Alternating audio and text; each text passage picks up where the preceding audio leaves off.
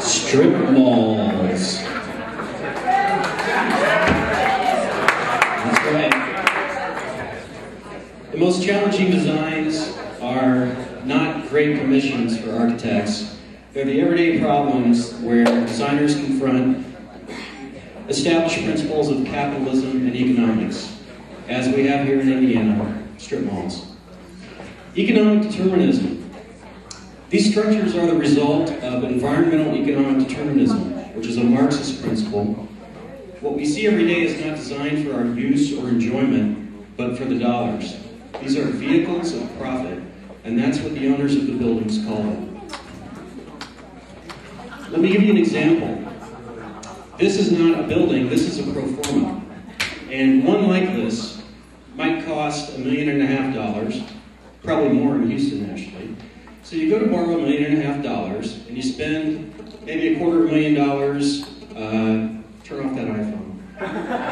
$250,000 on your site, $50,000 on your soft costs, $60 a square foot. You can build about 20,000 square foot on one of these, which nets you probably $150,000 a year profit after you pay off your bills. Acceptable mediocrity. We all know what that is.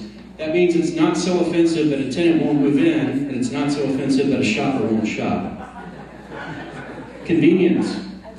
Demographics. When we look at beginning one of these, and I don't own these, I just sell my soul to design them. They find your home, and they know how much you make, and it's convenient to you, and you shop there, and that's why they keep getting built. Automobile. As you can see, this site is fully parked. But this requirement is an ordinance by the city that's kind of designed generically in case you have a movie theater or a restaurant, which we don't have right there. Insecurity. Strip malls and their owners are very insecure, and they're aware that their buildings are weak. Thus, the need for frivolity of name, like Centra and Shoppies and Pavilion and Pointy Station, Commons. And on that previous one, you saw a Festival of Awnings. Sign band is the essential design element of a strip mall. Really, you don't need much else.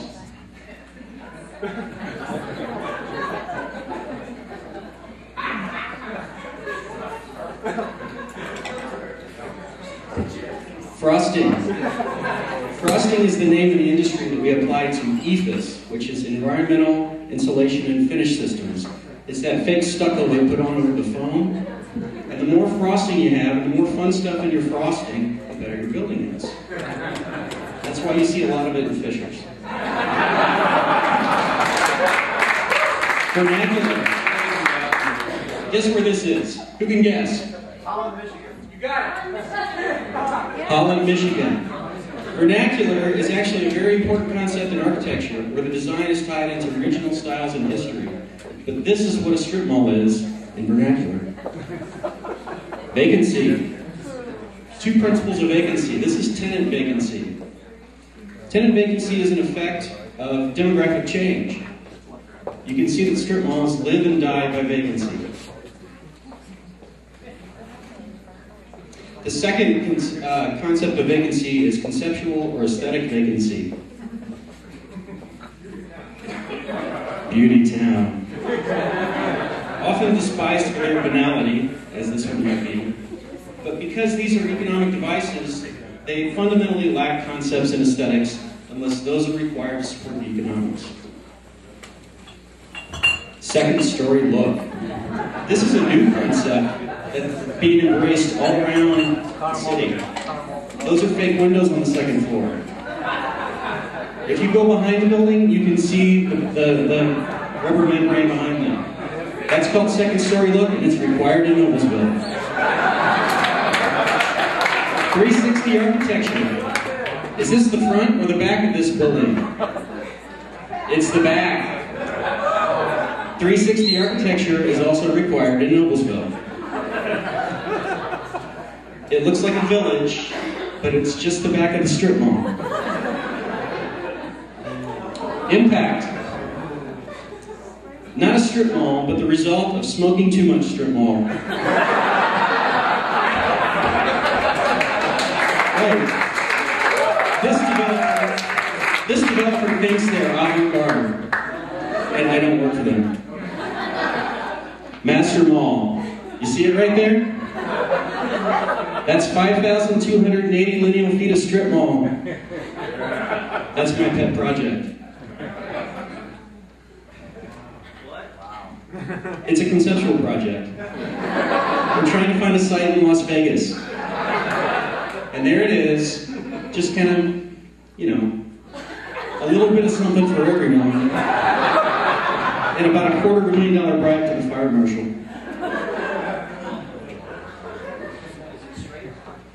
This leads me to believe, though, that we don't really need architects to design strip malls.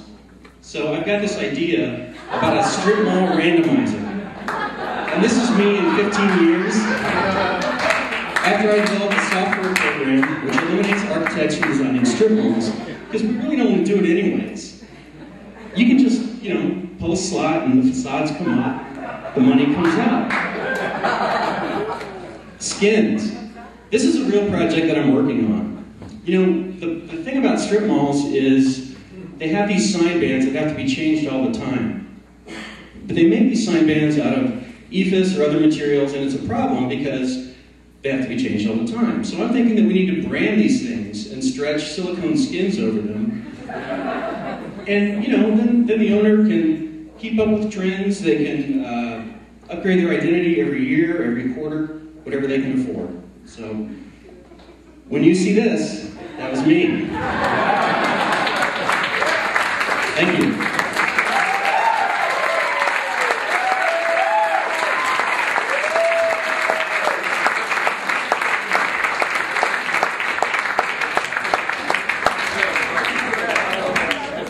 All right, we're going to take one Pecha Kucha presentation length break, and then we'll be back for group